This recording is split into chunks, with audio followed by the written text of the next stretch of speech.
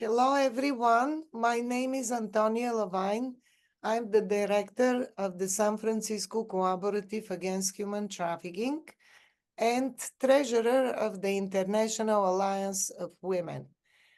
The cooperative is hosting this event, and the International Alliance of Women, together with the United Nations Association USA San Francisco chapter, and the National Council of Jewish Women San Francisco co-sponsor this event. Available protection systems and supportive services to fight exploitation and trafficking of women and girls.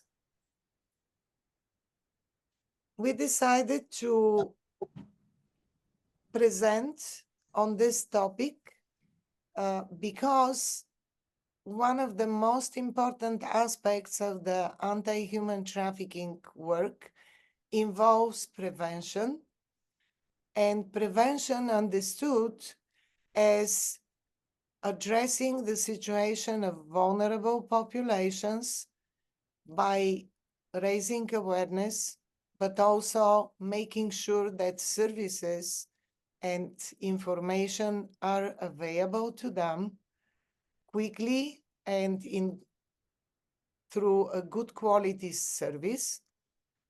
And on the other hand, we have enough tools and resources for survivors to reintegrate in the community in order to prevent them from being again lured, trapped, tricked into human trafficking. This is our focus today. We'll speak a lot about root causes, who is vulnerable to human trafficking, and then we'll have opportunity to hear about at least 3 programs that make sure that services and information and resources and referral is available to survivors of human trafficking and to vulnerable populations. And now it's my instant pleasure and honor to introduce the president of the International Alliance of Women, Alison Brown. Thank you for being today with us, and you have the floor for opening remarks. Good morning or good afternoon, depending on where you are. It could even be good evening if you're coming from very far away. I want to talk briefly about the history of treating women as property and something that is easy or appropriate to trade. As I read in Gerda Lerner's classical work, The Creation of Patriarchy, the earliest tablets we have from the Sumerians deal in the price of women, how much it costs to damage a woman, how women are traded for political reasons. Indeed, it's been very easy to take women's bodies and move them to someplace else to service men. This continued for millennia.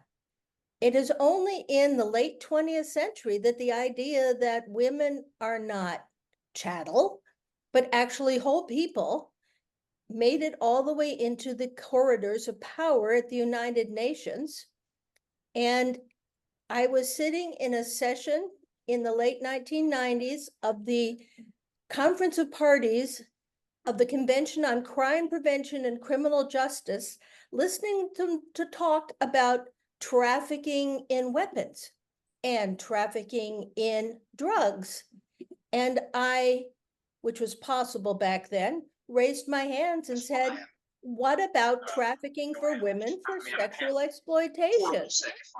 And to my horror, the only people who seconded my suggestion were Iran and Sudan, which are not actually my most favored nations at the UN.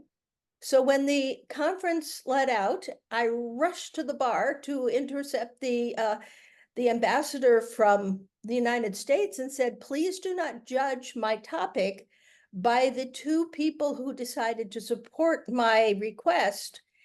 And they said, yes, I understand. Trafficking in women and children is important, But we can't make just exceptions for trafficking in women, even though as a feminist organization, women were my major intention. And of course, I don't ever want women to disappear under some other topic. But ultimately, through pressure from Vienna, from Geneva, from New York, we got a convention against trafficking in persons. And yet the fact that on the international level, trafficking in women and other persons has been decided to be illegal, that doesn't stop greedy people from trying to traffic women anyway. It goes on in a grand scale. It's a billion-dollar industry.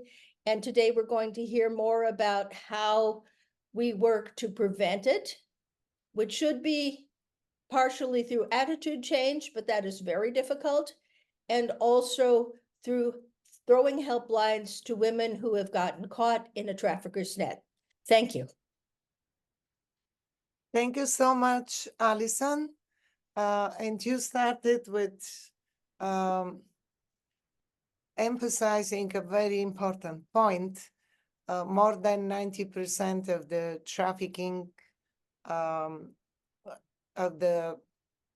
trafficking for the purpose of sexual exploitation is actually trafficking of women and girls. And over half of the trafficked individuals for labor trafficking, for sure, are women, female. So the gender aspect, the gender-based violence, abuse, exploitation aspect of human trafficking is very important. And that is why it's important that we today focus only on the female victims and survivors of human trafficking, as well as vulnerable populations. But we'll have an opportunity to hear more in-depth analysis on vulnerable populations today from Rebecca Cormack. She's a member of the San Francisco Collaborative Against Human Trafficking leadership team and Women Policy Director of the National Council of Jewish Women, San Francisco. Rebecca, the floor is yours. Thanks, Antonia. Thanks everyone for being here. So just before we speak about all the available protection systems and supportive services that are available to women and girls who are trafficked and exploited, I just want to take a few minutes and kind of set the scene, describe who these women and girls are, or just people in general who are being exploited. So the majority of human trafficking is rooted in gender-based discrimination primarily, and violence and control as well. Gender-based violence and cultural norms that normalize the violence contribute to the cycle of violence against women and thus make them more vulnerable to trafficking. And it's difficult to collect data on human trafficking because so much of it is hidden from the public eye, but there is some data from 2018 which demonstrates that for every 10 victims detected globally, 5 were adult women and 2 were girls. So the problem of human trafficking really varies based on each individual context, but there are some noticeable patterns. The common perception is that trafficking of women and children mostly occurs in the sex industry. And while, of course, we do see many cases of women and girls being sexually exploited, there are also a lot of cases of trafficking in other contexts, such as forced labor, for example. And traffickers will use coercive tactics, so things like deception, fraud, intimidation, threat, and the use of physical force, even debt bondage, to lure women and girls into exploitation. And a person's vulnerability to trafficking is really compounded by other marginalized identities. So those who may be houseless, those who are going through the foster care system, people who drop out of school, immigrant women and children, people of color, LGBTQ plus people, People in these identities are more likely to be trafficked. Generational trauma, historic oppression, discrimination, and other societal factors and inequities have unfortunately fostered these types of communities' vulnerabilities. And so traffickers will recognize this and take advantage of these certain vulnerable populations. So traffickers can easily recognize if someone has an unstable living situation, if they have a history of domestic violence, if they are part of, or if they grow up in a household where one or both parents have a substance abuse issue. Maybe there's a youth who is a runaway, or someone who is involved in the juvenile justice system. Immigrants, again, like I said, people who are facing poverty or just in dire needs, and people who have history of sexual abuse, people who are themselves addicted to alcohol or drugs. The list goes on. So poverty is a huge form of vulnerability in itself, and victims of human trafficking often come from a disadvantaged economic position. So gendered poverty in particular, and a lack of just employment opportunities in general, and a lack of control over financial resources are factors that can exacerbate the vulnerability of women and girls in particular to trafficking. So that's just a very broad overview. I have some interesting links that I can post in the chat that give you more like nitty-gritty data. But again, because it is kind of a hidden thing that goes on in the world, the data is not reflective of the entirety of trafficking because it does go on so much more than we even know. But if you have any questions, please feel free to put those in the chat as well. And thank you so much. Thank you so much, Rebecca. And now we're going to move to presenting some service networks and system for support of survivors. But first, I wanted to ask all of you here in the meeting, can you please raise your hand if you represent a country in Europe?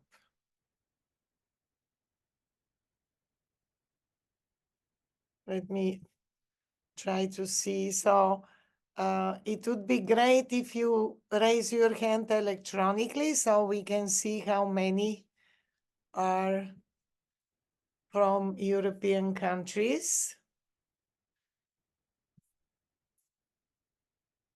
1, 2. Well, 2 people. Great. Okay. How many are from Africa? So 3 from Europe. How many from Africa?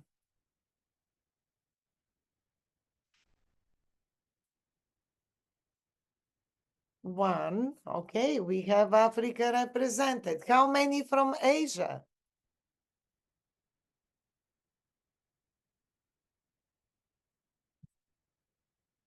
Well, no one from Asia. And how many from Latin America?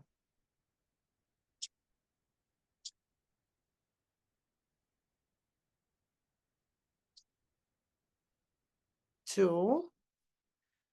How many from Northern America?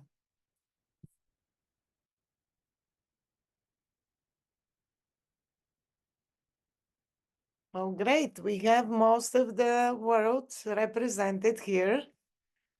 And I hope you will follow up with questions or comments about the anti-human trafficking work in your areas. And now I'm pleased and very honored to invite Caroline Turrell, founder of Refolder, to speak about the countywide gender impact assessment program, introducing the practice of gender mainstreaming, training, of the city departments and policy work. Caroline, the floor is yours. Thank you, Antonia. It's so good to be here today with you all. Happy Women's History Month and CSW 68. A special hello to my Swedish friends. I'm now based in the US, but I grew up in Stockholm, so it's good to see Europe represented. As Antonia mentioned, my name is Caroline Toren. I run a small consulting firm that specializes in gender mainstreaming and capacity building. And for the past 3 years, I have had the great pleasure of working with Chanel Smith, who you will hear from shortly, and the Los Angeles County Women and Girls Initiative on designing and implementing a gender impact assessment program. So as Antonia, Alison, Rebecca, as they all have mentioned, well-designed social protection system and services is really key in order to address poverty, in order to advance gender equality, in order to address today's topic, preventing and responding to human trafficking. And so what LA County has done over the past 3 years is to really look at its operations, try to truly inform its operations to become more gender responsive by introducing the practice of gender mainstreaming, which I'm sure many of you are familiar with. It's a standard methodology used by the United Nations, governments around the world, big multilateral organizations. And so we have really tried to leverage all those best practices and implemented them at the local government level in the US. And so with that, just to kind of help set the context, while I will address today's topic from a more holistic and whole of government perspective, Chanel will speak more towards LA County's more targeted initiatives to prevent and address human trafficking. So how does this all come about? In 2022, Los Angeles County all-female Board of Supervisors passed what is called the Gender Impact Assessment Board motion. In this motion, it serves as the county's key methodology to impact CEDAW. And I can't tell you how grateful and how excited we are to have a board that champions this and that put this in place. We would not have come this far without them really championing this board motion and this cause. And so what the GIA motion, as we call it, what it does is that it asks all county departments to assess gender gaps and define clear gender equity goals, strategies, and metrics. And to do this efficiently, they also task departments to collect and assess gender disaggregated data. So what has Chanel and I, what has the Women and Girls Initiative done in this regard? We really saw our job as helping to set up the departments for success, helping them to implement and comply with this board motion. So we created the Gender Impact Assessment Program with the goal to build our county department's capacity to apply an intersectional gender lens to how they design, implement, monitor, and evaluate their internal processes, but of course their policies, their programs, and their services. And by April this year, we will have coached all 39 departments and helped them to define clear gender equity goals and strategies and to address some of the gender gaps that they have defined and that we have helped them to discover. And to do this kind of efficiently, what we did was we divided departments into different cohorts so that they would work together, learn from one another. And we worked for them for a 3-month period where we provided coaching on a bi-weekly basis. And our curriculum, it focuses on 5 key priority areas that our Board of Supervisors have decided. And in addition to data collection, it focuses on what we're talking about today, external services, workforce, leadership, and family-friendly policies and practices. We often get questions about accountability. Are you really getting things done? Who is reporting on this? And so on. And what we did, and Chanel should have a lot of credit for this, as we designed the board motion and worked with leadership, what we did was that we made sure that the reporting process was streamlined into the county's standardized reporting process, its standard performance evaluation. So this means that each year, all departments, they must submit a progress report on how they are doing on their gender equity goals to the Board of Supervisors. Now, for the last piece of my remarks, I want to touch on another area we always get a lot of questions about, and that is, of course, systems changes and outcomes. And so while we're still early in the implementation phase, we have worked on this for about 2 years, we are deep into the systems changes. So really trying to strengthen our processes to make sure that they are gender responsive and they are informed by data disaggregated by gender. And so one key area is, of course, data collection. I'm sure you often see the United Nations, they report on the global gender data gap, the lack of gender indicators as it relates to the Sustainable Development Goals. And so the county was really keen in wanting to make progress in this area. So as a result of the GIA program, we have all departments, they have defined strategies to really strengthen their processes in this area. And this could mean streamlining the data collection for their various programs and services, updating their intake forms, starting to conduct more cross-analysis of different socio-demographic factors. So that's been a key area where we see systems change. Another one is, of course, better informed assessments, which leads to better designed program and services. And so we are working with departments to really help them consider how do gender norms and gender roles impact the clients that they serve, their needs, their experiences, and their opportunities. And so whether it regards sports activities, access to STEAM activities, access to health services, career coaching, workforce trainings, we are working with them to make sure that we are understanding who benefits and who doesn't. What are the barriers to accessing some of the county's the county's programs and services in this area? And when it comes to impact, I'm so excited to share with you all that as part of this process, we are now seeing more than 11 departments that are expanding, launching, or improving programs and services that are specifically catering to women and girls.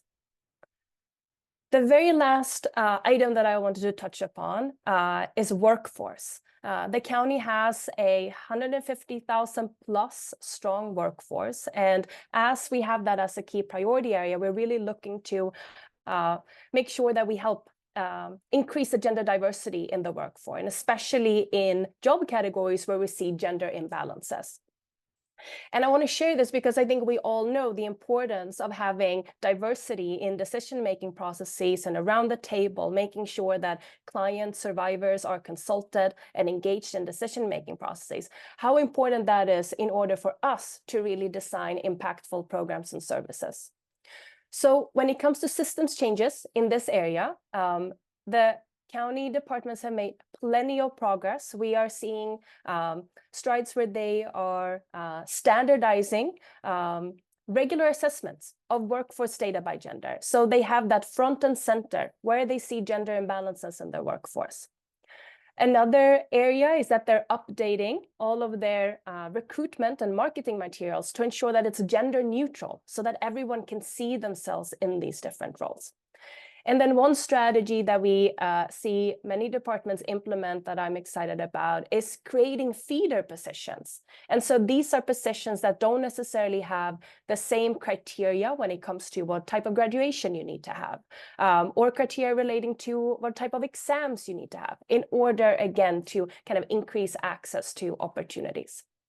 And although we are still, again, early in the process when it comes to impact outcomes in this area, departments are already reporting that they see an increase in gender diversity among applicants and hires to positions and role in traditionally male-dominated fields, with some departments seeing increased gender diversity among their executive leadership as well.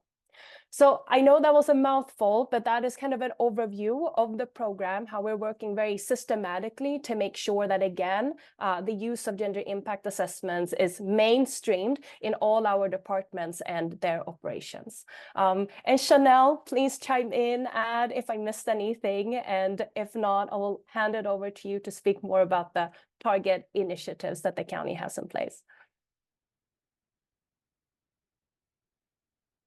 Great. Antonia, it looked like you were about to speak. Yeah, you were muted. Yeah. Sorry about that. Thank you so much, Caroline. Very important lesson. In order to be successful with services and any action that we are going to undertake to help survivors or vulnerable populations, we need data, we need analysis, we need to know the real situation, and this is how we usually work in the different counties. But LA County is a great example how well they started from gender based or with gender lenses research to address those vulnerable populations and identify discriminatory or policies or procedures or where help is needed and change is needed. And then now we have the owner, Chanel, to explain to us how the real programs that were born after this analysis and considerations, how they play in the LA County. Chanel, the floor is yours. Thank you so much, Antonia. My name is Chanel Smith. I'm the Executive Director for the Women and Girls Initiative of LA County. I just want to thank all of my fellow speakers for the amazing work that you are doing. Thank you, Caroline, for kind of giving the framework for our GIA project and how that helps keep people from being vulnerable. Rebecca, I really appreciated you speaking about kind of the vulnerabilities that play into trafficking and what makes women in particular incredibly vulnerable is kind of the economic disparities that we see. I think that when we're talking about trafficking, sex trafficking obviously affects women, I think more than labor trafficking does, but to remember that trafficking as a whole is it's a commerce business, right? That it is the sale of human beings for good as a good and a service. And so it really does have to do with economics. And so programs like our GIA program are designed to be able to help women have more economic security, which in turn makes people less vulnerable. So that makes women less vulnerable, it makes their children less vulnerable when there are strong economic support systems that are at play wherever it is that you're living. I did want to talk a bit about some of Los Angeles's human trafficking specific programs. So Caroline and I work for Los Angeles County. Both of us in a past life had the privilege of working for Los Angeles City. And just for those of you who don't know, LA, which is a very, very large place, and our political structure is broken down between the cities and the counties. But when we were at LA City, we both had the privilege of working on the first dedicated human trafficking shelter that exists in the United States. So typically, when you are in California in particular, if you're a survivor of trafficking and you need to go to shelter, you are placed in a shelter with domestic violence survivors or with sexual assault survivors, sometimes in homeless shelters. And while there is a Venn diagram for the type of abuses that people suffering in all of those areas, people who experience human trafficking to have a unique set of needs that sometimes your service providers that are specific for domestic violence or sexual assault are not trained in, right? They don't have the specific skill sets that are necessary. And so Los Angeles City saw that that was really necessary. They worked with an agency CAST, which I'm sure that a lot of you in this space are very familiar with, to open up the first dedicated emergency shelter. So if somebody is arrested, or their trafficker is arrested, or they themselves are just trying to flee a situation, they have a safe space to go. They also have a secondary shelter that people can live in for up to 24 months, I believe, that helps with kind of reintegration and job placement, education, and all of those kinds of wraparound services that are necessary in order for somebody to really be able to thrive in society. Another thing that the County of Los Angeles has done, Caroline mentioned that we have a workforce of about 150,000, a little bit more than that. All county staff are required to take a human trafficking training. So as soon as we start work, we have a training that really outlines what trafficking is, how to look for it. And that becomes very important because we have several different jobs in the county that are interacting with people who might be victims of trafficking. We don't think about our inspectors who are going into restaurants, or who are going into massage parlors, or who are inspecting construction sites, right? And so it's very important that we teach them the signs to look for, as far as if somebody is working in those spaces, or we believe that they're working in those spaces, but in fact they are being trafficked. So that was the county's thought on how it is that we can build capacity through our men's workforce to identify trafficking and then to be able to connect people to resources. We have a court diversion program called Star Court that is for if someone is arrested for prostitution and they indicate that they are a victim of trafficking, they are diverted and they are rather from our criminal justice system into supportive services, which is really, really important because we, as I'm sure everyone here knows, there are many people who are sitting in jail currently who are victims of trafficking or victims of kind of things that their traffickers made them do that now have criminal engagement, or that are now having to engage with our carceral system. We work very strongly with our law enforcement providers, our sheriffs and our LAPD departments, in partnering them with CBOs, or community-based organizations, that are trained specifically to work with trafficking victims. And so they will call them out to the scene where someone is being arrested for prostitution, so that on the scene, they can receive resources, they can be connected to somebody who understands their situation, and they can never see the inside of a jail cell. So we have, in addition to kind of our court system, we are also working with law enforcement to be able to divert people from ever being arrested and to make sure that they are connected with those kinds of services. Healthcare workers, fire departments, the county has really tried to look at trafficking as holistically as possible. Like, what areas are our responsibility as far as supporting our survivors? And that isn't just by being able to provide shelter services, that is one of them, but shelter services, being able to divert from criminal justice systems, being able to provide appropriate medical care, being able to ensure that people are getting job training so that they are able to go into legal means of supporting themselves, and so that they are less vulnerable to traffickers in the first place. So that is just kind of a bit about what it is that we're doing in LA County. Again, I want to thank you all so much for having us here. And Antonia, back over to you. Thank you so much, Chanel. Great work there in collaboration, and also based on real data and analysis. Thank you again. And let's go now a little bit global and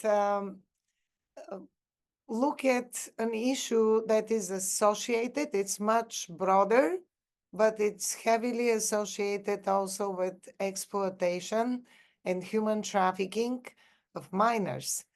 And we're very pleased that Mary Steiner, the ex officio president of the United Nations Association USA San Francisco chapter, and current board member of the organization, to present on child marriage and what the global and California efforts are in the field. Thank you so much, Mary. The floor is yours. You're muted.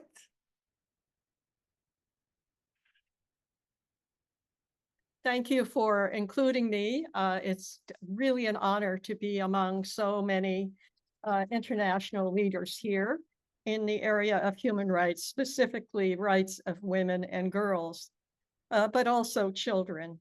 And it's because of you that I'm inspired to go global. The issues we face in San Francisco and the US are related to what's happening globally and do relate to how international human rights laws are being enforced, are actually created.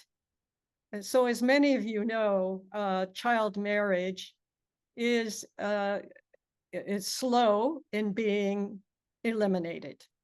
According to UNICEF, an agency of the United Nations charged with protecting the rights of children, the advancement, the elimination is, it's been reduced to 1 in 5 adults living today have experienced child marriage.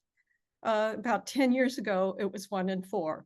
At the rate that we are advancing, according to Secretary General Antonio Guterres of the UN, it will be 300 years before we annihilate it, or that we have gender equality. The UN, 193 member nations, have all agreed unanimously to gender equality by 2030. Well, as you can see, our progress is slow, but it doesn't mean that it's out of reach. So marriage before the age of 18 is a fundamental violation of human rights, and many factors place a child at risk for marriage, and we've heard some of those, most explicitly poverty, and the whole theme of the CSW 68 conference. We thank UN Women and the UN for sponsoring this platform. And as we know, these norms are ancient. They go back to Europe when royalty forced their children to marry, to protect national sovereignty. They are ancient in all the continents of the world. So how to educate and help other human beings to understand why it's so important to provide a child with the rights to be adequately prepared, to be sustainable, independent adults. We know that it requires education, requires family support, and freedom of discrimination, a number of other factors. So there is data, but agreed, it is not standardized, and some of it is questionable. How do we monitor child marriage is a big issue being addressed by this conference. And it doesn't always include just girls. Boys are being trafficked or being married, but not at the rate that girls are being married. So it compromises a child's development, and it affects women.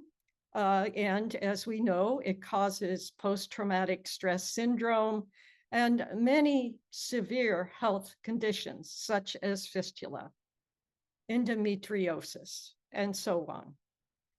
And we know that it puts her at risk of domestic violence, and that is costly to our communities.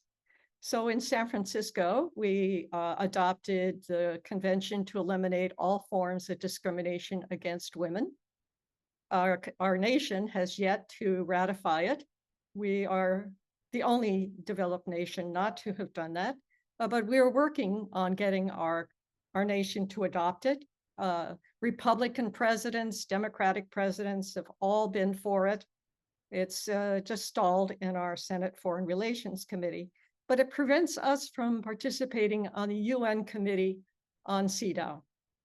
We are further prevented from participating on the UN Committee on the Rights of the Child. We are the only member nation not to have ratified the rights of the child. So we've been a party to many other international agreements. There are international laws that would protect girls, especially from child marriage.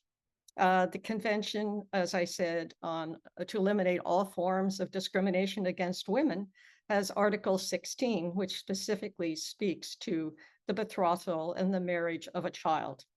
And it shall have no legal effect, and all necessary action, including legislation, and it should be full context recognized under the Universal Declaration of Human Rights. All of this is connected to the UN Charter, which was ratified, or it was created, and is an international treaty binding all member nations. So where are we now? Well, we are now experiencing an erosion, actually, of the recognition of human rights globally. And we continually have to support such agencies as UNICEF and UN Women to see that these international laws are fully implemented, not just internationally, but here in our local communities. That's the next challenge, to appreciate what they mean.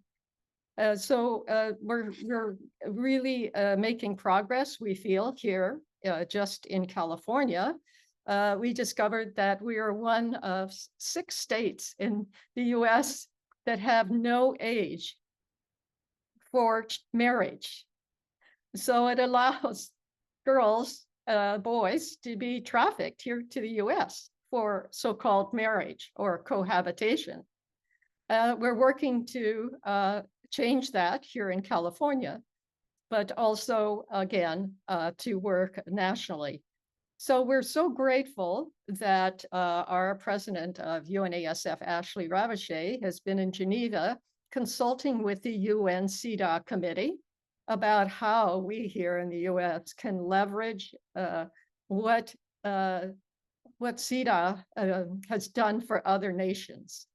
Of course, we're aware that other nations have ratified CEDAW and the Convention on the Rights of the Child, and have yet to really adequately enforce those treaties. And that's where our role as American women comes in. Once we have ratified, we can hopefully work with the rest of you to make sure that these treaties are actually protecting our children. So I yield to the rest of you. I know that I see several in our meeting who are even more expert in the area of international law. Thank you. Thank you so much, Mary. Such an important point. If we had CEDAW ratification, many of the weaknesses and challenges that we have would not be there for the American group here, working on not only on human trafficking, but also on children and women rights more generally. And I'm glad that Los Angeles is giving us an example of doing most of the analysis and data collection and then planning that would be done under the CEDAW evaluation mechanisms had we had CEDAW ratified. I know you're leading the Ratify movement together with Ashley Ravichet and the United Nations Association in San Francisco. And this is a good way to really force the work on and move on quickly on the work on ratification of these 2 important instruments. Now I want to move to an important part of our presentation, and it addresses the need of making our services, our support system accessible to both those in vulnerable populations, and especially to survivors of human trafficking. And this isn't an easy job. It sounds, well, we just refer them to services, but it requires a lot of planning and very strong collaboration and information exchange between organizations on the one hand, community-based, faith-based groups applying advocacy, and on the other hand, law enforcement and government agencies that also provide service or benefits to survivors of human trafficking.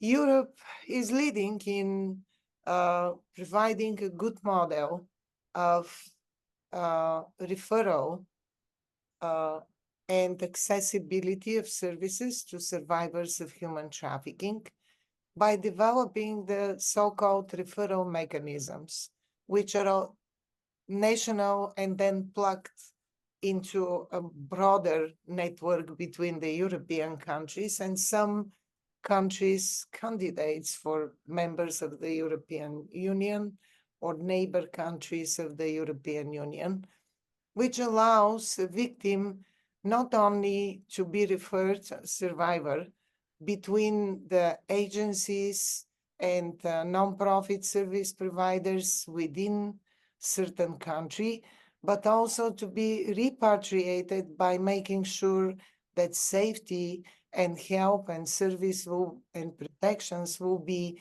available for that victim and secured even before the repatriation of the survivor. In the United States, the federal government has long now, several years, supported with funding and guidance counties and states that choose to opt to referral system under our terminology here. And it's not clear how many already developed such mechanism, but in San Francisco Bay Area, our goal has been to have in place such mechanism, and we achieved that through the San Francisco Collaborative Against Human Trafficking work on coordination and providing a platform for networking between the organization. And the result is the San Francisco 24/7 Human Trafficking Hotline, which puts together all our resources and works under a referral mechanism protocol that we developed in a multidisciplinary group to make sure that it serves all these agencies and especially the survivors that they try to accommodate with service. I know that Rebecca will post in the chat a link to the hotline information and also the number of the hotline for those of you who are interested. I want to say a few words about the way we organize the services and the way we make them accessible in a very confidential and also emotionally supportive way. The most important line probably would be to let you know that we made sure that both the development of the hotline and now the operation of the hotline are survivor informed, which means that survivors participated in the team that developed our protocols and now participate in either assisting and advising role or directly in the operation of the hotline, meaning the serving of the cause of survivors and community to the hotline. This gave us an opportunity to make sure that our work is victim-centered and trauma-informed. And then we trained all our advocates on the hotline with over 70 hours training, 40 hours human trafficking caseworker specific, which gives our hotline the status of confidential resource because our communications on the hotline with survivors are covered under the privilege as privileged communications under the evidence code. And then we have the additional 30 plus training on hotline specific protocols and practices and victims of crimes protocols and status and resources and so forth. We developed an extensive database of resources, not only survivor of human trafficking specific, but also including information about services for victims of domestic violence, children-specific services, immigrant-specific services, suicide, generally violence-specific services. And they are organized by service, long-term housing, shelter, safe space, food and clothing, mental health care, healthcare separately, case management, and legal services, of course, divided in several categories because depending on the aspect of legal help.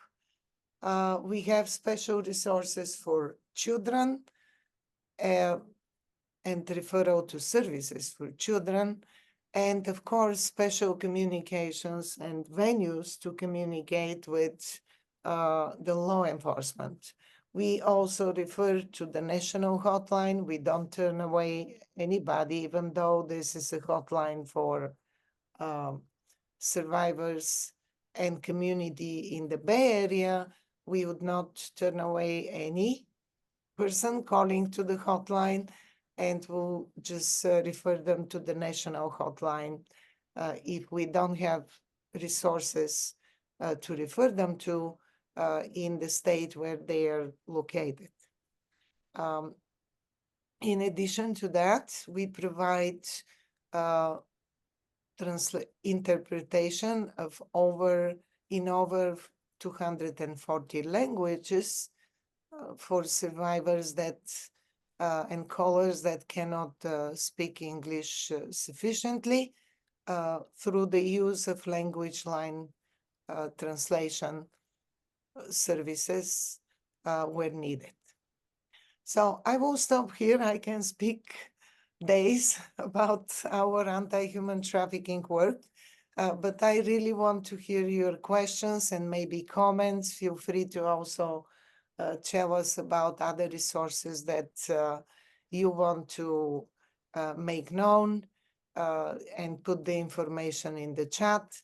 Please take the number of the hotline and make it part of your notes and post the phone number in your resources as well. And while you're preparing your questions, I want to acknowledge the members of the International Alliance of Women. In addition to the president, we have several representatives of the Alliance here for the strong support of our events and our work, and for their exceptional participation this year in the Commission on the Status of Women 68 session and the NGO Forum.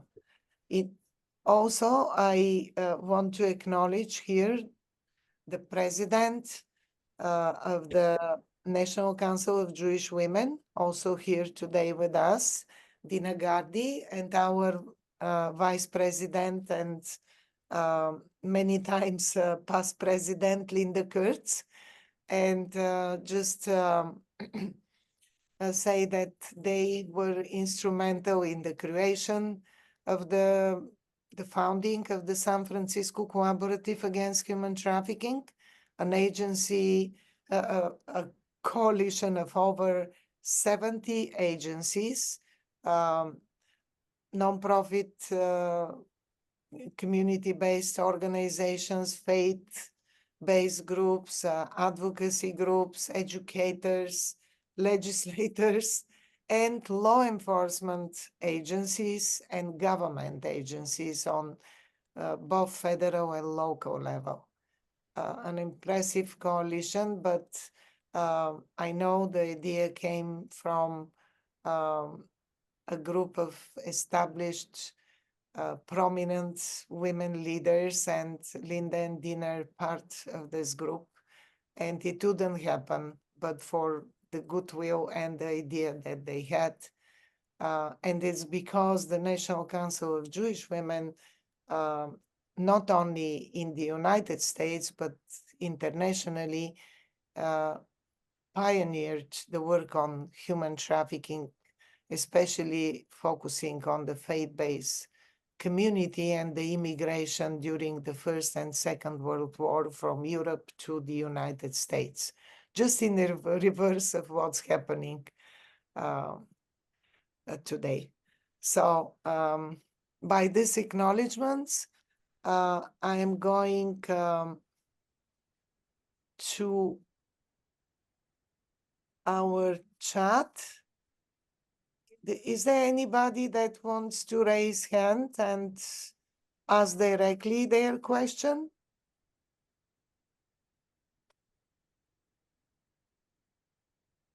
I see a comment from Jacqueline.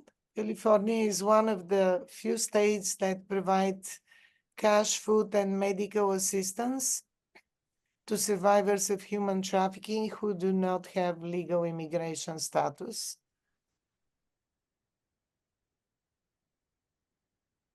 This is a great comment. This is true. In addition to the federal benefits, which require a victim to be certified in a special way under special procedure, and this isn't a very easy job. The state of California provides benefits to survivors, including to those that are undocumented in the country. I see that Ursula has a question, and after her, Janina also has a question. Ursula? Thank you very much.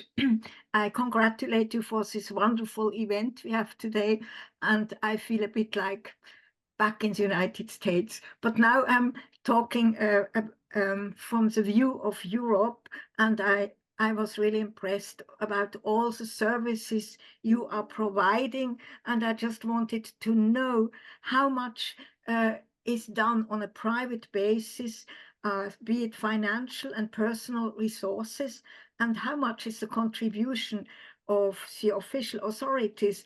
I have a feeling that there is much more done on a private basis here in California. If I look on the other hand at Europe and Switzerland, I think the main efforts in this area are done by the government. But of course, we also need a lot of additional help by the benevolence and the NGOs. Well, thank you for this question. I will respond quickly about the hotline and collaborative work. So our work on the design of the hotline, so I would proudly say our work on the hotline was fully funded by government funds. And the design of the hotline was done under a grant provided by the Department on the Status of Women. And now the operation of the hotline is funded under the Governor's Office of Emergency, CalOS grant, as second recipients. And our first recipients and direct donors are 3 nonprofit organizations that work to provide service for survivors of human trafficking: Justice at Last, Safe House, and MISI. Thank you. And then I would like, I hope that Caroline and Chanel can also clarify about their funding.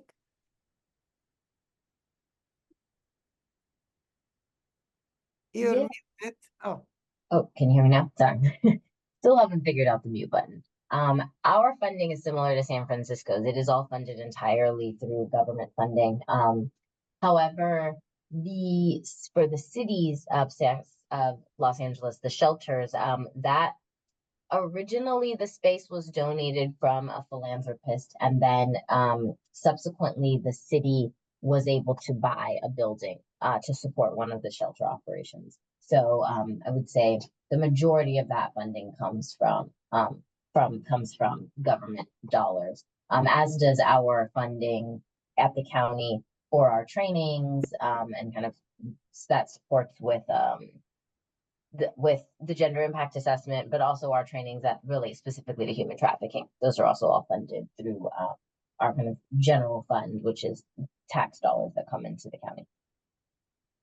thanks so much for your question, Ursula.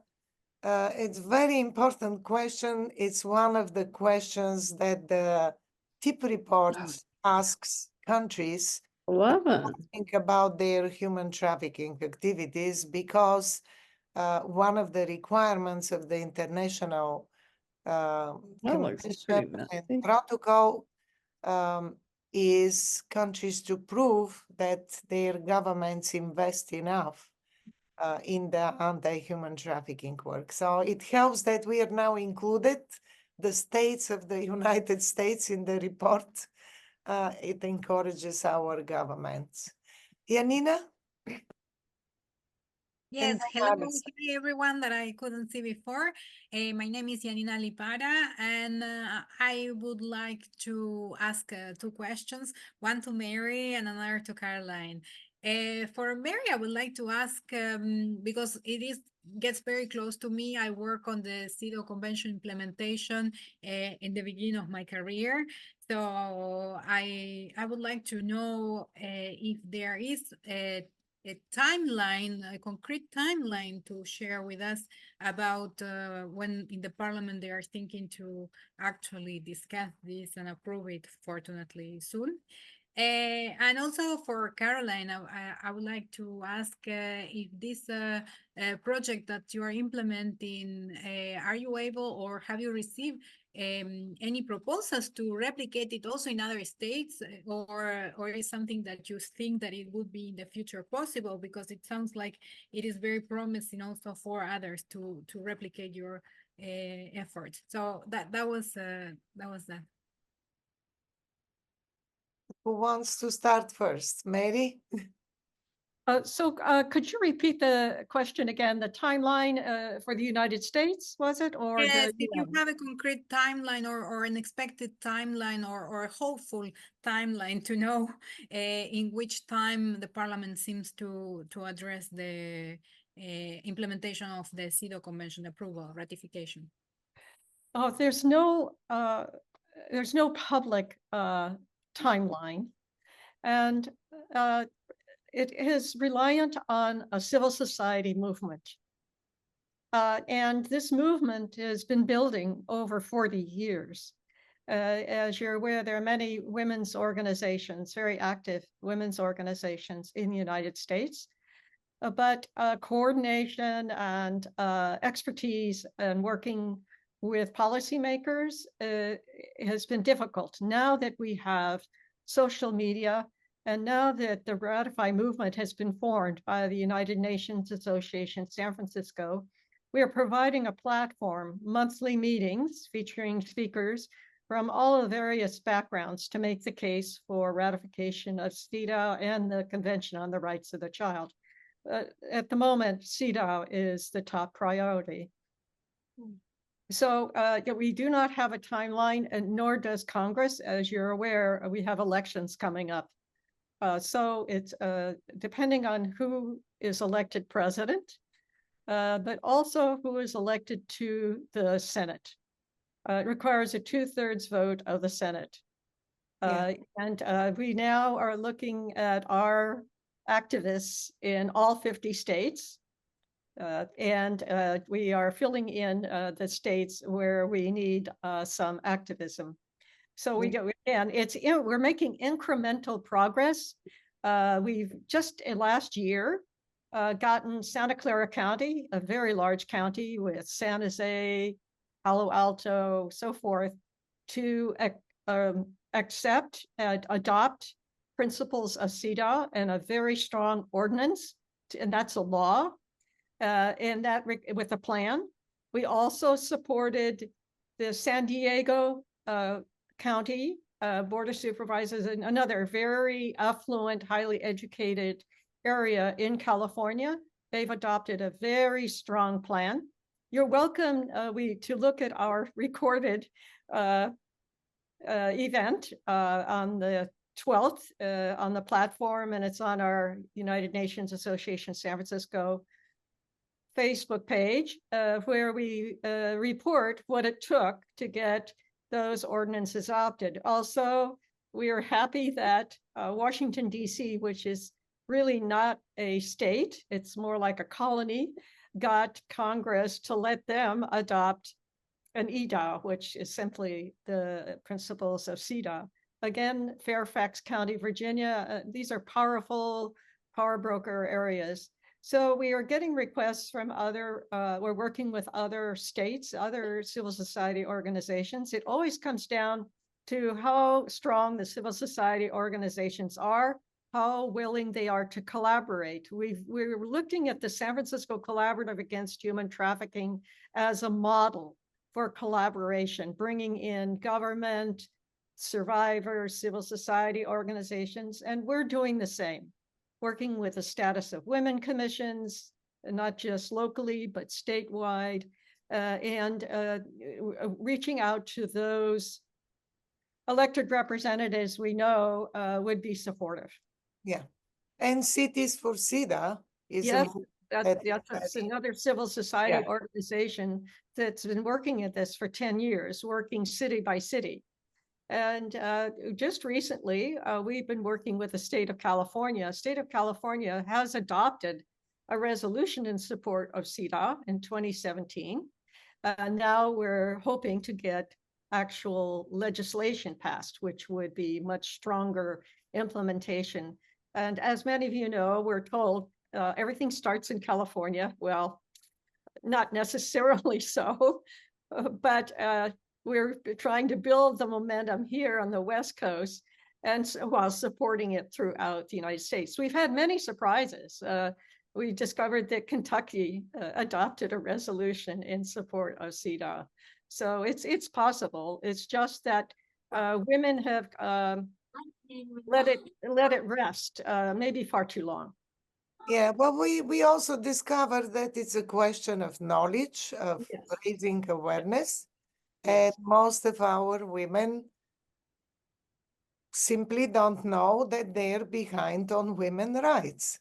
And because of that, they didn't even think why. And it's our job, including through the Ratify movement, to explain to them, also to urge our representatives, senators, representatives to vote. I want to give an opportunity to Caroline to respond the second question. Of course. Thank you, Janina, for your question.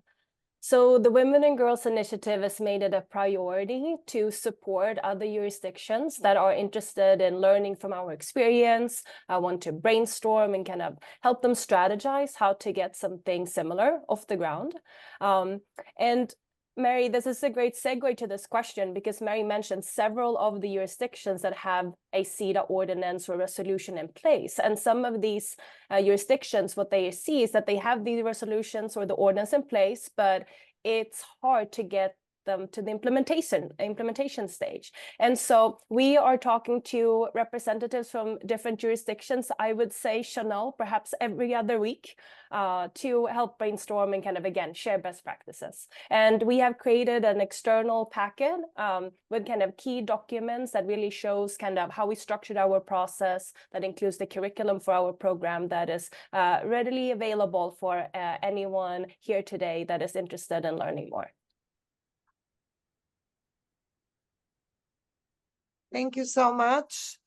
Before I give the floor to Alison for a question, I just wanted to thank Raven for her wonderful note in the chat, acknowledging how important it is law enforcement to be trained, to work with survivors and to understand the needs that they have and the situation that they are in.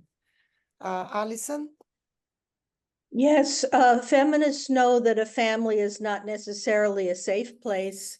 There are stories, horror stories of husbands prostituting their wives and many parents prostituting their children. However, United States law is extremely lenient with parents, allowing them to do very many things with their children because parents know best, and the parents will always have the child's best interests at heart, which we know isn't always true. What kind of hurdles have there been in California to surmount to keep parents from selling their children? Well, we have an important organization that all of us in the collaborative and in the movement collaborate with locally, CASA, addressing the situation of foster care youth. These are children that have families, but they are foster families.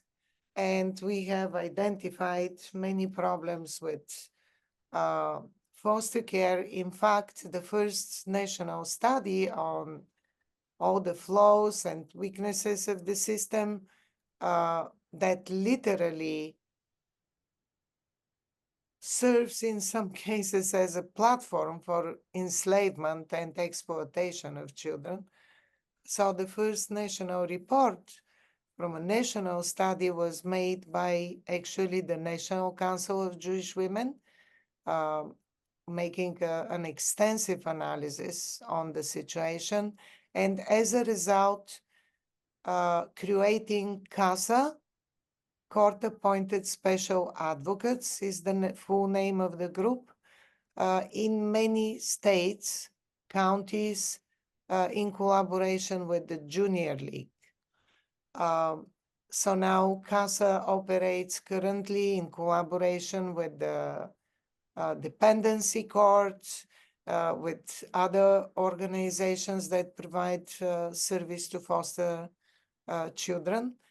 However, we have to say that as opposed, for example, to Britain, we do not have guardian ad litem institution, body, service in the country. CASA is mostly, in most of the states, nonprofit organization, depending mainly on fundraising and some support. So we have to do much more.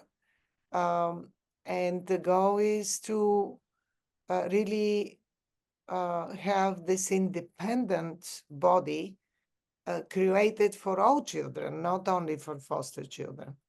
And laws that are relevant and help to regulate the matters. Of course, we have the Welfare Administration in the United States that takes on many of the tasks, but we do not have independent from the government and the parents institution that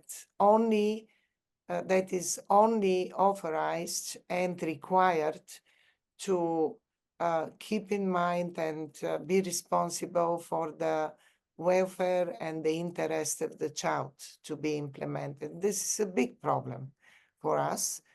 We get to these cases through investigations. And thanks to the work of the San Francisco Cooperative Against Human Trafficking, but many other organizations, the San Francisco Police Department completely revamped, restructured its work on human trafficking by creating the Special Victims Unit, where crimes against children are included, and domestic violence and family violence as well, and other crimes, in order to be able to dig deeply in such cases and see where human trafficking actually resulted from neglect, child abuse, and so forth. And I see Mary probably has something to add here. Yes, on the local scale, the San Francisco was able to eliminate domestic violence for nearly 4 years using the CEDAW. And a lot of what CEDAW does is it protects the rights of women and provides support, childcare, family leave, and of course, equal pay. And that is essential to keep women out of poverty and to allow them to be sustainable and most of all, to receive appropriate health care. So healthy mothers are healthy children. That's why we're supporting CEDAW and the CRC, because there is this critical nexus between women and children. So it is possible to use these ordinances once you've adopted international law. It is possible to completely eliminate domestic violence. Yeah, well, this reminds me that San Francisco is a city that opted to the 24/7 protocol for children, Yeah. which allows rapid response funded through federal grants to get to reports for child trafficking and exploitation. And this includes the families. It provides separate hotline 24/7 where such cases can be reported directly to Child Protective Services and then to trigger the whole 24/7 mechanism. Alison, very good question. We are not great on that part. You're absolutely right. Very strong rights of the parents, which is generally good, but they need to be coupled with independent body, guardian ad litem, that will allow the child to assert their rights. But how we can have this if we have not ratified the Child Convention? This is how all this plays. We didn't ratify CEDAW, we lack so many things, and we didn't ratify the Child Convention. We don't have the concept of children's rights. This concept comes from the convention. We did not ratify it. So, very sad, but this is the answer. I'm looking at the by what measure, so question to Mary, by what measure was domestic violence eliminated in San Francisco? I remember it was reported. Yeah, exactly. Transparency, it was reported. CEDAW requires reporting. It requires data collection. And there is another story about what it took to get the data. And it was applied to public city workers. And I have to say that it helped to resolve lawsuits, discrimination lawsuits brought, as I recall, by women transit workers. And that was part of the impetus for adopting CEDAW in 1998. is that by gathering data, it allows policymakers to make informed decisions. But certainly, the city keeps data on domestic violence, and the social services department, our social workers are frontline, and how well trained.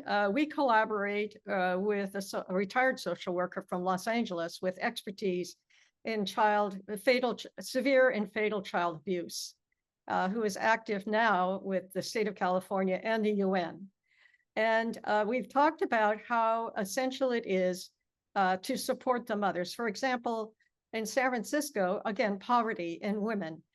We have really pitiful stories of immigrant women on the streets who are pregnant in San Francisco.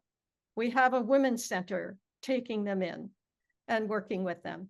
But also, San Francisco is one of 5 US cities to receive UNICEF funding and support. And I have to, from what I can see, it's not entirely transparent.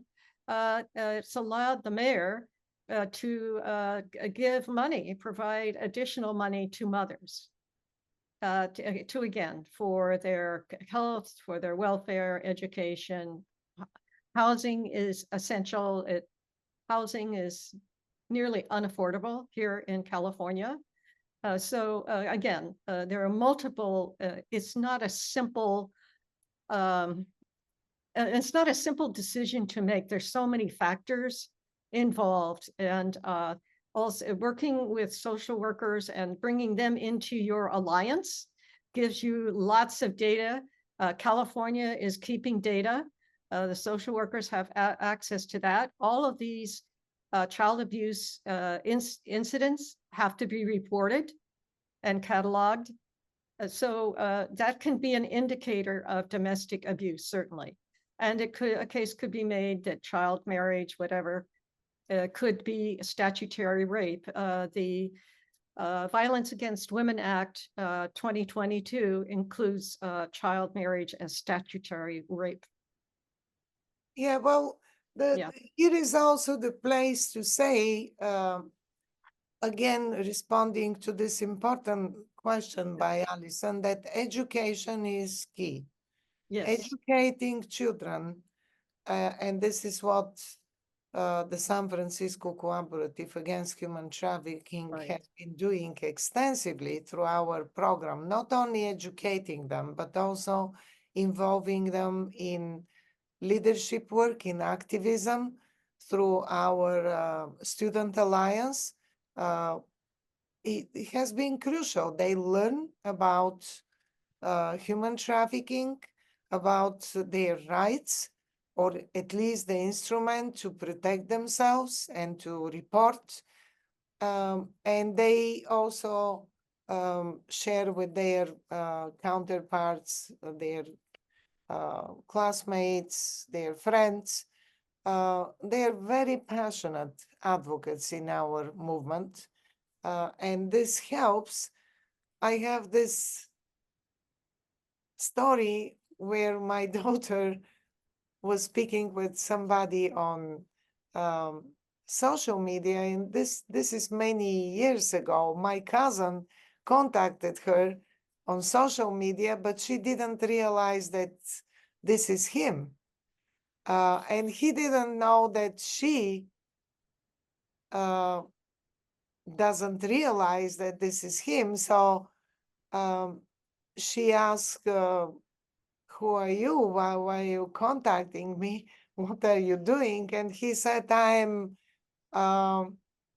knitting baskets, which was sort of a joke. But she followed up and said, why are you doing that? Why are you making baskets? And he said, because this is so on chat, because my parents asked me to. And she replied, well, they cannot make you do stuff. You have rights. This is exploitation. And he really dropped the keyboard because it was very strange to him. And he said, well, I'm afraid to refuse. And she said, I can give you contact information to report that they force you to do work. So, and this is just from conversations about human trafficking because she knew about that. It's so important to inform the children because it's in their nature, in their heart, social justice and uh, this wish to do good and to help.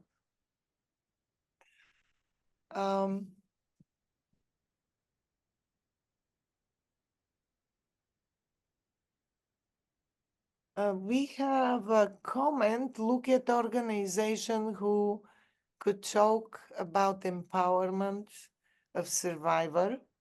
So I would say here we have representative of Ruby's Place, for example. It's a great organization that provides holistic service, also shelter, including for male survivors of human trafficking, but certainly for female survivors.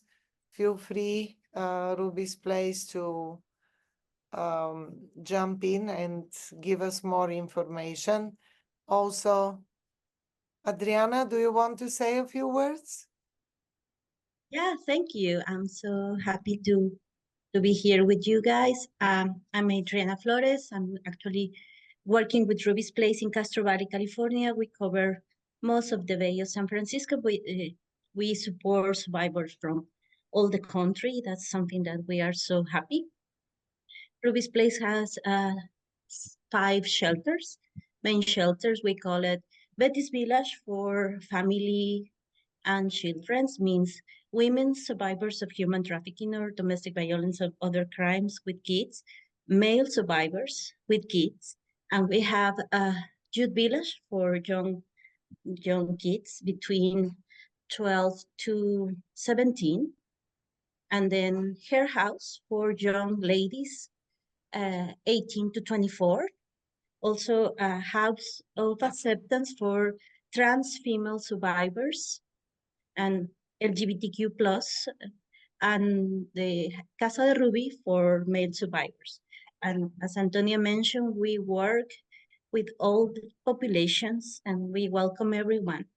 We have these holistic services to provide transitional and emergency shelter for them, and supporting with housing and mental health services, and connected with other organizations. We work with all the law enforcement, collaborative with everyone around, and we are so happy about it. Thank you, Antonia. Yeah, can you add to the chat an email or phone number where people can contact the organization?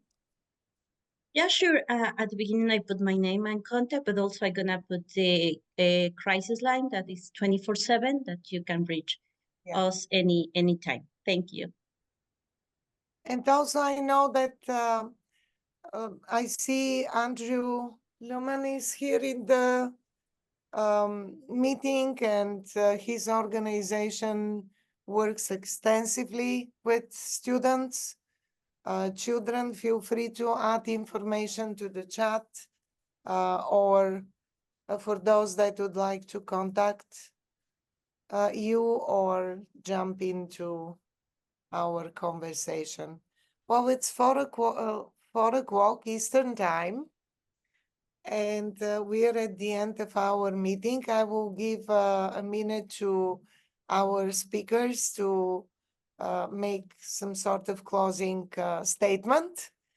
And thank you all so much for being here, for being concerned about the explosion of human trafficking all over the world, and for your willingness to help.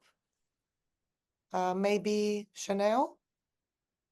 Thank you. Thank you all. I'm so sorry. I have another event I have to hop on at 4 o'clock. But I just wanted to say thank you so much, Antonio, for hosting this. And for all of my fellow speakers for the amazing work that you all are doing, and to everyone in the audience for the work that you all are doing also. This is an incredibly vulnerable population. And it's so wonderful to know that there are so many people out there who are looking out for them on so many different levels. So thank you again. Just so honored to be able to be here. Thank you. Carolyn? Thank you, Antonia. I echo Chanel. Thank you for having us all. I think my closing remarks would really focus on the need for capacity building. It tends to often be kind of a discrepancy between political commitments or policy and the implementation. I think in order to move the needle and to truly make sure that our services and programs are gender responsive, we need to make sure that people know how to conduct gender impact assessments and apply a gender lens to their internal processes. So I think that's an important area to continue to invest in. For the LA County's gender impact assessment teams, we made sure that they had representatives from all across the internal divisions, IT, data analytics, HR, marketing, communications, partnerships, programs, and services. And so I think the more we can build our collective capacity to add a gender lens to how we design our government programs, the more impact we will be able to have. Thank you again for having us. Thank you so much. Please stay in the meeting. I want a picture of all speakers. At the end, I already missed one of them. Mary? Well, again, it's a delight and an honor to be with all of you and to share best practices, lessons learned. I think all of us want something better, a better world, and we have that vision. And I think the local global vision works. We're seeing more and more how it works. I have longevity. I've been at this a long time, and I believe you'll live a long time if you stay with this. The questions asked were just brilliant today. And I think that working with civil society and keeping it alive requires democracy, but also it requires our use of our social media skills. And certainly we're finding that that there is slow progress, and we know that we come close to reaching our goals. It's just a matter of staying with it long enough to make it happen. So look forward to working with you. I hope you'll join us at the Ratify movement or collaborate with what Antonia and the others are doing here. We have many more in our network that we'd love to include and share with you.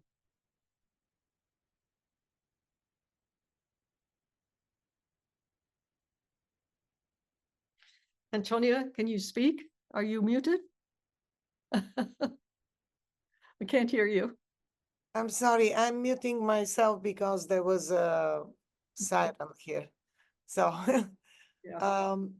well, Rebecca and Allison, any words for? I don't have anything else to add, just that if you'd like to learn more about SFCAT or want to get involved in it, you can get in touch with myself or Antonia. And thank you for listening. Yes, and if you'd like to learn about the International Alliance of Women, we are at www.womenalliance.org. Yay.